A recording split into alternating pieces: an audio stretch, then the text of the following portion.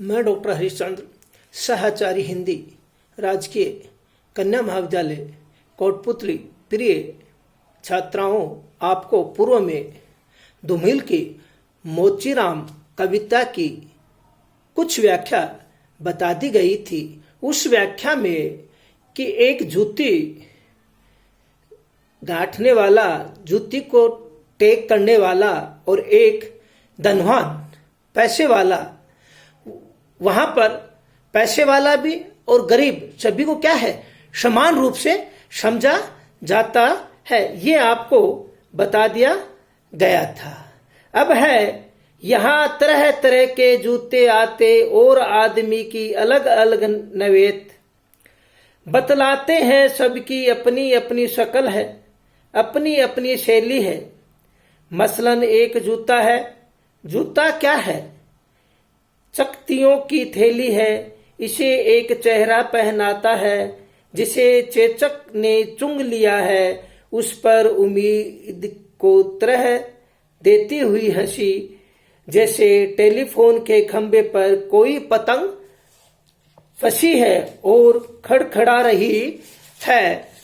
तो देखिए, यहां पर धूमिल द्वारा रचित मोचीराम कविता से ये पद लिया गया है और कवि कहता है क्या कि उसको पहनने वाला जो व्यक्ति है, किसको?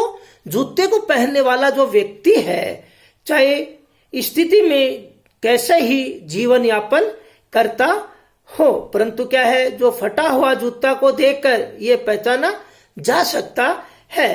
तो कवि कहता है, मोचीराम कह रहा है, बाबूजी मेरे पास तरह तरह की हालतों में क्या आते हैं, फटे हुए जूते जो है वो किसके लिए? मरम्मत के लिए आते हैं। ये फटे हुए जूते अपनी स्थिति को भी क्या करते हैं?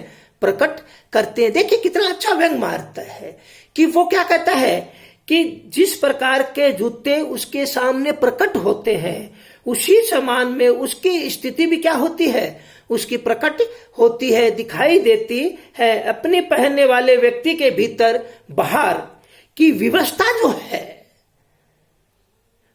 व्यवस्था भरी जो जिंदगी है, समुचित दास्तान बिना शब्द कहे ही वो क्या कर देता है? बयान कर देता है, बयान कर देता है, उसको बता देता है। मोचीराम यह भी कहता है कि मरम्मत के लिए कैसे जूते आते हैं? फटे जूतों के माध्यम से, फटे जूतों के माध्यम से पहनने वाले व्यक्ति की नव्यता या हालत, उसकी स्थिति जो है, नव्यता, उसकी स्थिति जो है वो भी क्या होती है? स्वयं ही क्या हो जाती है? स्पष्ट हो जाती है, दिखाई देने लग जाती है कि वो किस प्रकार का व्यक्ति है। वो उदाहरण से, मेरे पास एक जूता मरम्मत के लिए ऐसी हालत में, ऐसी अवस्था में आया है जो जूते की शक्ल, जूते को देखकर ही अधिक गठे हुए चकतों की थैली जैसा लगता है। क्यों? कि जगह जगह उसके क्या हो रहा है?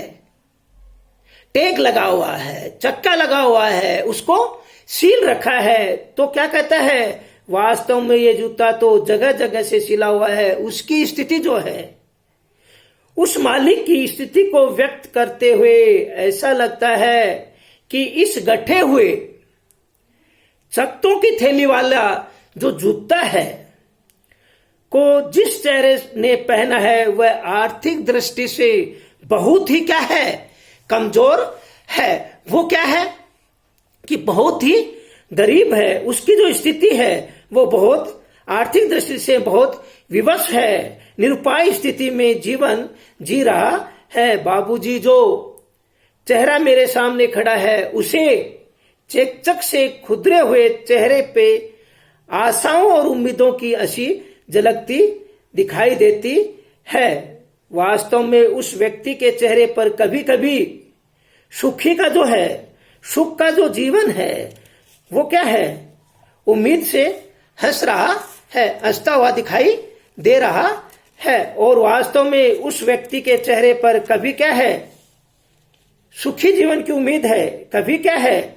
दुखी जीवन की उम्मीद है और हंसी उसी प्रकार फड़फड़ाती है, अपने को व्यक्त करती है। जैसे कटी जो पतंग है किसी टेलीफोन का खंभे में फंसे जाए और हवा के हल्का हल्का क्या होता है, झोंका आता है, तो वो क्या करती है, फड़फड़ाती रहती है। वही चीज क्या है, उस चीज को धूमिल अपने मोचीराम के माध्यम से दिखाई देता है कि वो उसमें क्या हो गई है, फंसी हुई है। इससे क्या है, उसकी व्यवस्था, परिस्थितियां, मुखाकृति आदि का चित्रित बिंब दिखाया गया है।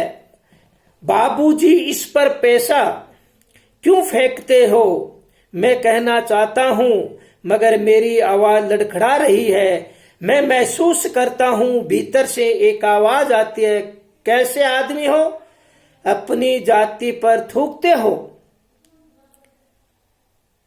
आप यकीन करें उस समय मैं चकत्तियों की जगह आंखें ताकता हूं और पैसे में पड़े हुए आदमी को बड़ी मुश्किल से निभाता हूं। देखिए यहां पर जो है मोचीराम के माध्यम से मनुष्य की जो व्यवस्था है, उसकी मानसा है, उसकी अभिव्यक्ति के द्वारा की गई है। साथ में मोचीराम अपने खड़े व्यक्ति की मानसिकता और व्यवस्था को क्या करता है, पहचानता है और उसे गहराई से अनुभव करता है और कहता है, मोतीराम कहता है कि मैंने उस फटे जूते पर पैसे खर्च न करने की सलाह देते हुए कहा, बाबूजी इस पर आप क्या है, व्यर्थ में क्या कर रहे हो, पैसे खराब कर रहे हो, पैसे फेंक रहे हो।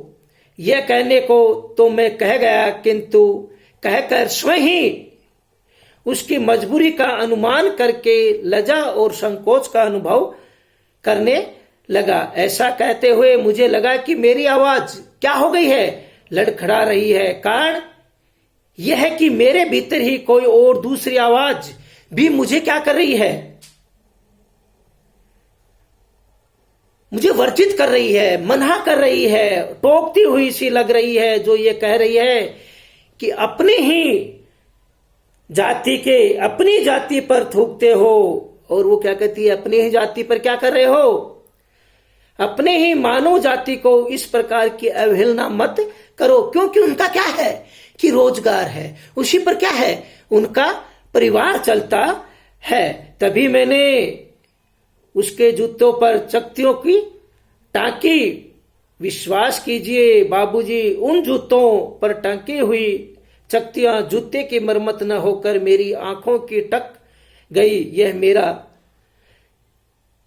यह मेरी क्या है, सारी संवेदना है, उभर आई है, ये मेरी व्यवस्था है। वस्तुतः मैं बड़ी मुश्किल से अपने जैसे पैसे पर पड़े हुए आदमी को निभा पाता हूं। सच तो यह है कि इसको वही जानता है जिस पर बीतती है। जो व्यक्ति पर बीतती है वही व्यक्ति क्या है, उस चीज को पहचानता है। ये अन्यथा व्यक्ति क्या है, उस चीज को नहीं पहचानता है। तो यहां जो व्यवस्था है, यहां पर व्यक्ति की क्यों व्यवस्था है, उस पर क्या किया गया है, व्यंग किया गया है। और साथ में क्या है कि जो मोचीराम है वो क्या करता है कि उस चीज को बाबूजी को कहता है कि आप इस पर वापिस पैसे क्यों खराब कर रहे हैं, क्यों इस पर लगा रहे हैं।